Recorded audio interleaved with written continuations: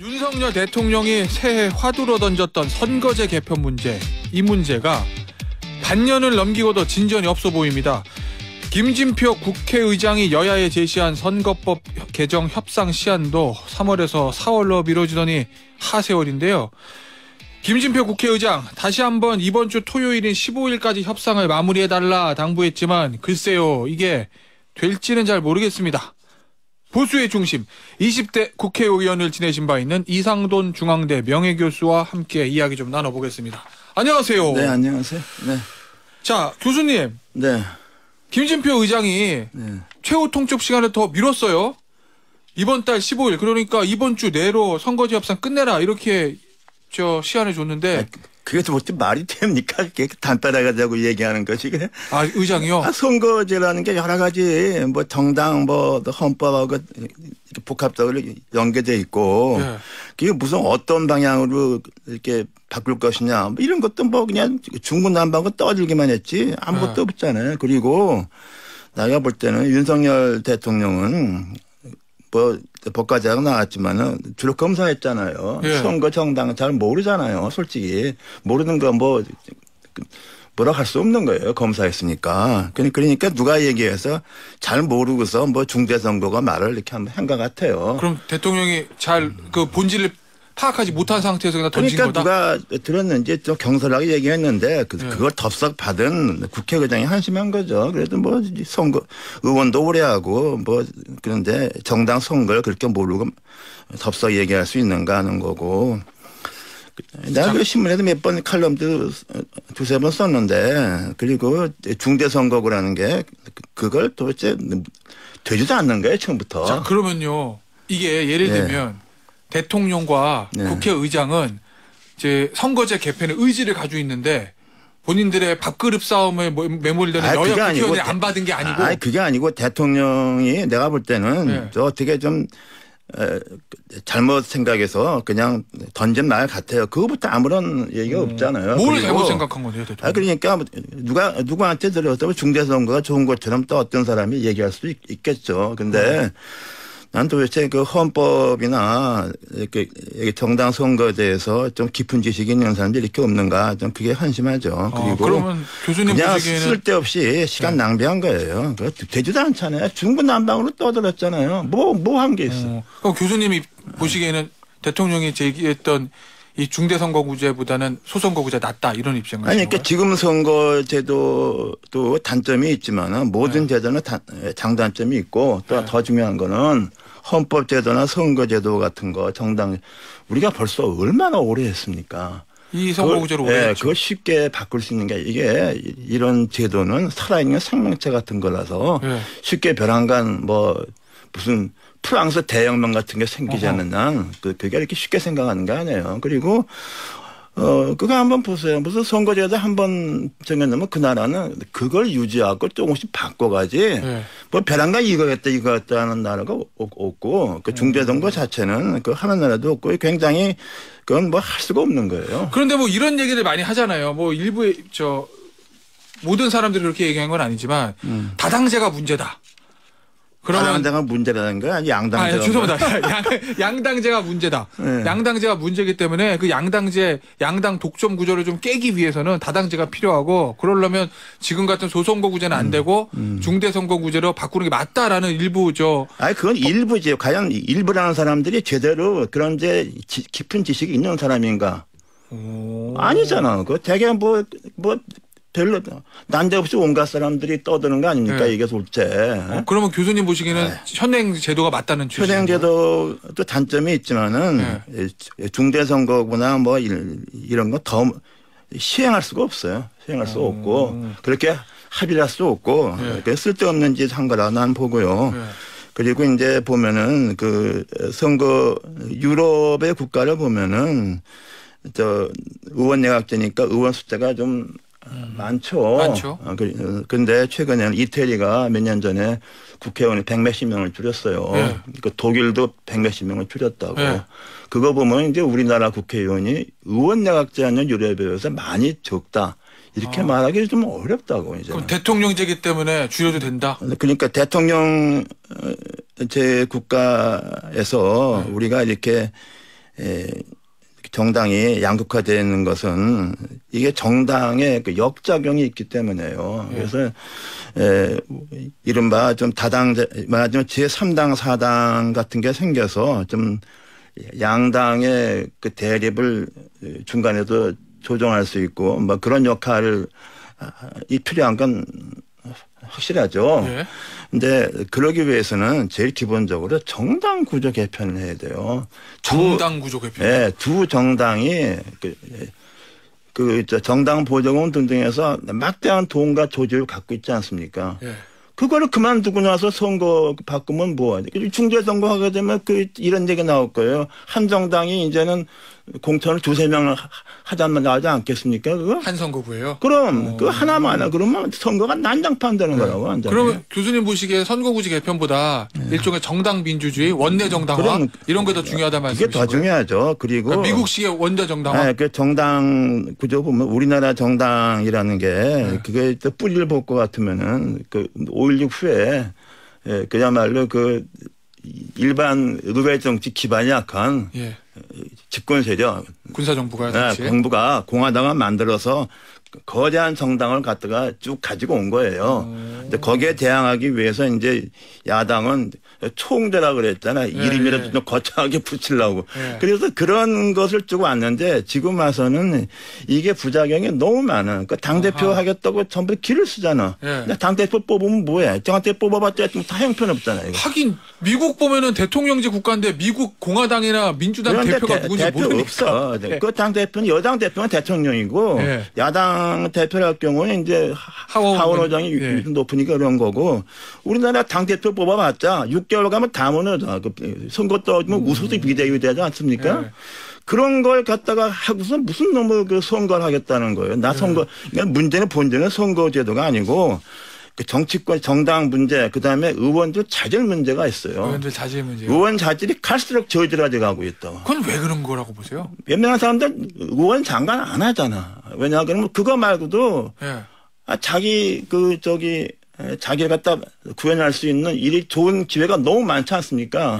그러니까 갈수록 그런 거 안 하고 그리고 이른바 지금 뭐 유승민, 원희룡 어쩌고저쩌고 이게 이제 여야 어떤 사람들 보면은 그 사람들이 왜 다 정치권에 들어왔느냐. 그 제왕적인 총재가 그냥 전략공천처럼 스카우트해서 정치권에 들어왔다고 좋은 사람들 그나마. 지금 웬만한 사람 보면 그거 믿을 수 없는 그 상향식 그게 뭡니까 경선이요? 경선 그거 하라고 하면 다 안 왔잖아. 본인들 경험해 봤을 거 아니에요. 그거. 믿을 수가 없어 그런 거. 그걸 왜 합니까? 멀쩡한 사람들이 그걸 할 이유가 없어요. 그리고 더 큰 문제는 지금 장관 다 안 하잖아. 뭐 장관 얘기 나오면 집안에 애들 사위 며느리까지 걸게 되면서 못하게 하잖아요. 이게 지금 우리나라 문제가 뭐냐. 뭐 장관도 못 구하고 국회의원 되면한테 국회 안 들어간다고. 그러면 예를 들면 문제는 사람이 문제예요. 사람이. 그 과도한 인사청문회에서 신상통일기식 인사청문회라든지 그다음에 저 국회의원 그 공천 과정에서 경선 이런 것 때문에 그건 누가 그걸 합니까? 그 웬만해서 안 하지. 좋은 인재들이 정치권이랑 안 하죠. 멀쩡한 직장 있고 자기 철학 있는 사람들이 그걸 합니까? 안 하잖아.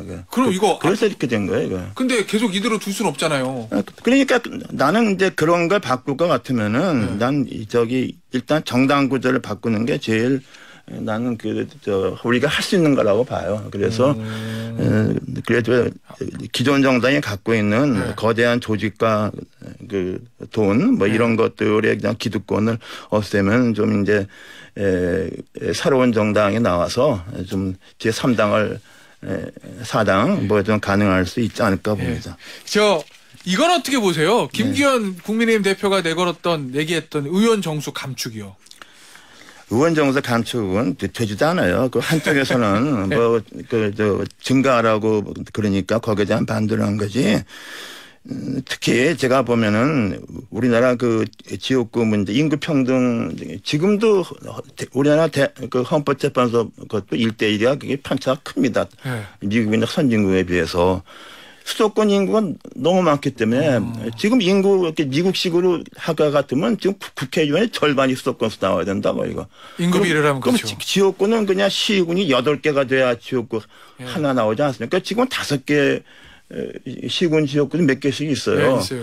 그래서 지금 지금 제도를 그대로 둘 것 같으면은 또 지방에서 몇 개 지역구 줄어야 된다고. 네. 그래서 결국에 지난번에도 저 뭡니까 20대에도 비례 몇 개 줄였지 않습니까? 그 고용지책으로 더 이상 줄이는 거는 불가능하고 난 300명 정도가 제일 낫다고 봐요. 근데 왜 그래서 쓸데없이 뭐 국회의원을 2배로 늘리자, 뭐 10%를 줄이자.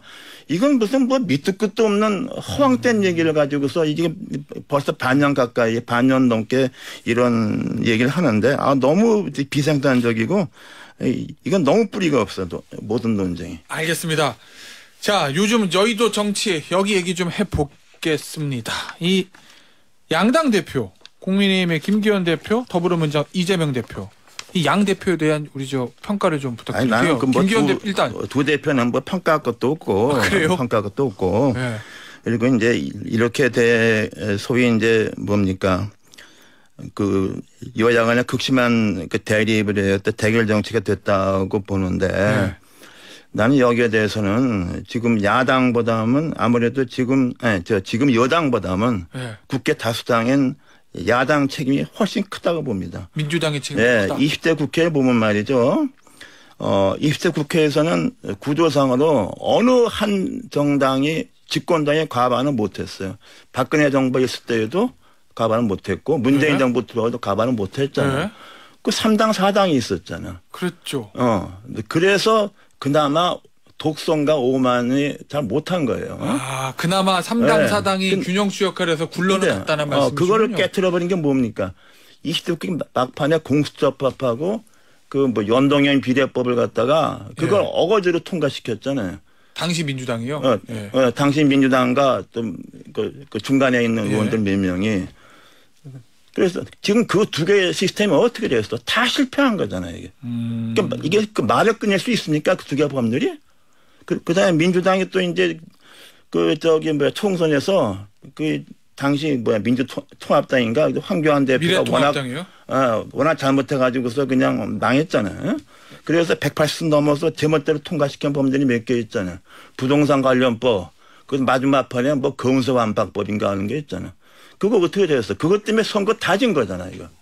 그 이후에 대선 지방선거 말씀하시는 거죠? 보궐선거, 대선, 네. 지방선거 다 진 거잖아요. 네. 그러니까 그건 결국은 뭐냐면 그런 오만 독선의 독주를 해서 오늘날 전국을 이렇게 만드는데 나는 지금 민주당의 책임이 더 크다고 봐요. 근데 한 가지만 더 얘기할게요. 네. 김진표 의장 이런 말을 했어. 지금 뭐 대립과 갈등에 대한 이 정치가 선거제도 생각하는데 그런 말을 내가 볼 땐 그게 아니라 이런 독선적인 입법이 난 오늘날 이렇게 만든 건데 네. 그럼 김진표 의장은 도대체 그때 내가 얘기하는 이 법안에 찬성했어? 반대했어? 기권했어? 다 찬성했잖아. 예. 최소한 그런 거라도 기권을 한 사람이 대결 정치를 끝내야 되고 말할 수 있는 거잖아. 예. 안 그래요? 그래. 동의합니까? 안 합니까? 저요? 네.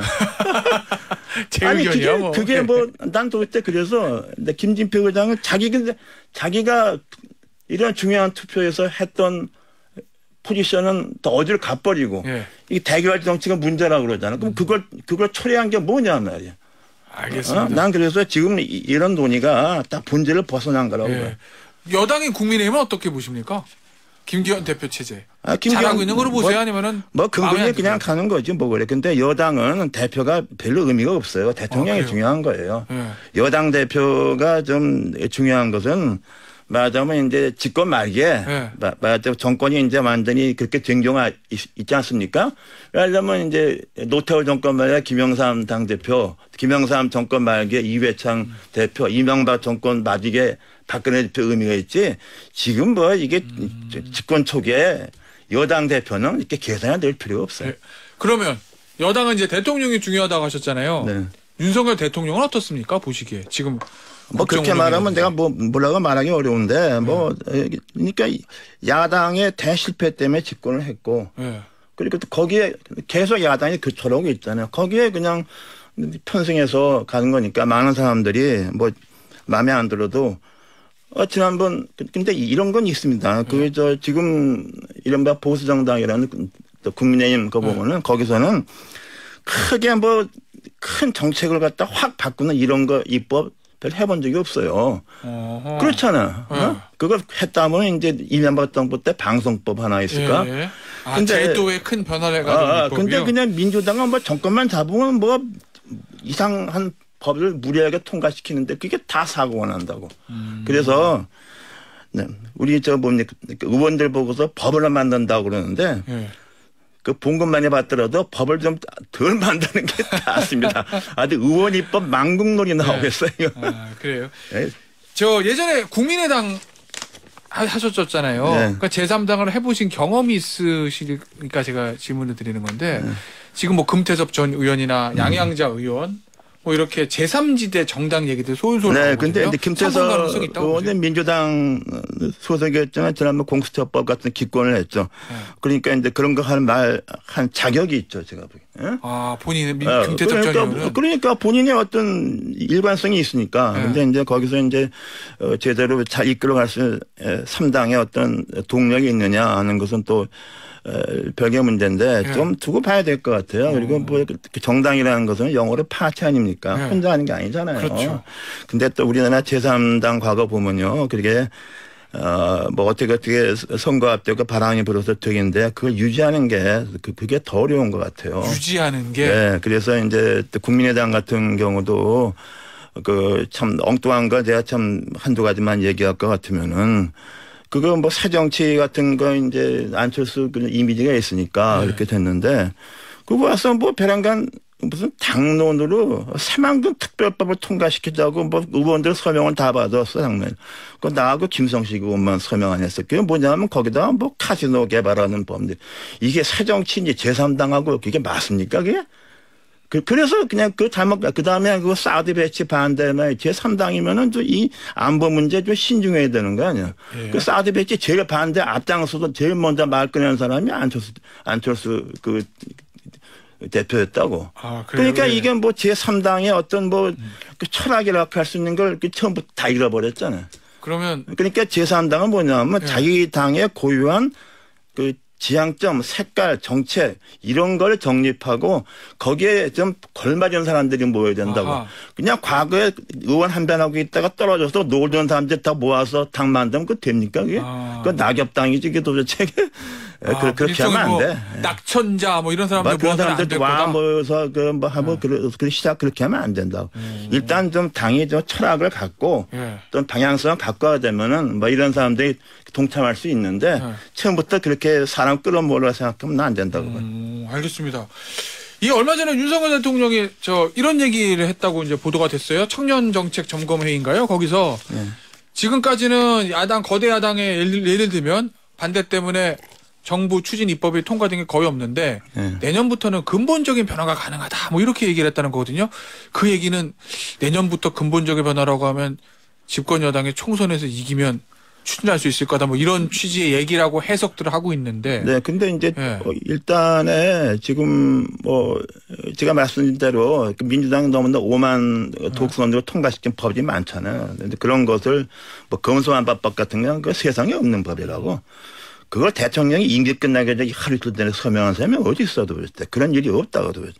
근데 그런 범죄는 다 그러니까 이건 뭐 법률을 개혁하는 게 아니라 원상복구하는 거라고 원상복구. 네. 근데 그러려면 이제 그 선진화법 때문에 180석을 해야 가능한데 뭐 아무리 지금 민주당이 이렇게 좀 조조해도 과연 국민의힘이 180석을 넘을 수 있을까 나는 그건 잘 모르겠어요. 근데 지금 앞으로 선거는 알 수가 없어요. 지금 민주당이 어떻게 될지 아무도 모르잖아요. 지금 좀 전망을 해주신다면 총선 전망 어떻게 보세요? 왜냐하면 결국 뭐 정부 심판론이냐 거대 야당 심판론이냐 이거 둘 중에 하나 아니겠어요? 전체적인 근데 구도로 지금 보면. 와서는 제가 볼 때는 민주당이 지금 뭐 거진 뭐 이게 뭐 송영길 전 대표나 이재명 대표나 뭐 맨날 뭐 검사에서 수사한다 뭐 한다 뭐 이런 속에서 그냥 선거를 치를 수 있겠어요. 그러니까 민주당이 어떻게 바뀌느냐 그걸 두고 얘기해야 될까요? 아 그게 변수라는 말씀이시고요. 그렇죠. 그러면 그 말씀은 민주당이 현체 제도로 계속 가면 민주당이 어려워질 것이고 만약에 체제가 바뀐다, 지도부가 바뀐다 이러면 해볼 만하고 근데 이런 어떻게 취지인가요? 바뀌느냐 문제 바뀔 수 있느냐 하는 그런 문제가 있죠. 근데 네. 이제 지금 민주당은 지지 세력이 너무 강성이기 때문에 그래서 당을 이끌어가는 게 상당히 좀 한계가 있다고 봐요. 그래서 우리는 상향적 민주주의가 굉장히 좋은 거 아닙니까? 그런데 두 개의 정당이 좀 강성 당원 지지 세력의 힘이 너무 커요. 민주당은요? 양당 다 마찬가지. 아, 국민의힘도? 두 개 다 마찬가지. 그래서 근데 이제 국민의힘은 집권당이기 때문에 당이 큰 의미가 없잖아요. 근데 이제 민주당은 뭐 그래서 그런 거 하기가 좀 이것을 말하자면 국민 반 이상의 지지를 얻는 게 과연 가능할 것인가. 뭐 근데 제가 우리 정치인은 현재 뭐 전대미문의 불신의 대상이 되고 있습니다. 알겠습니다.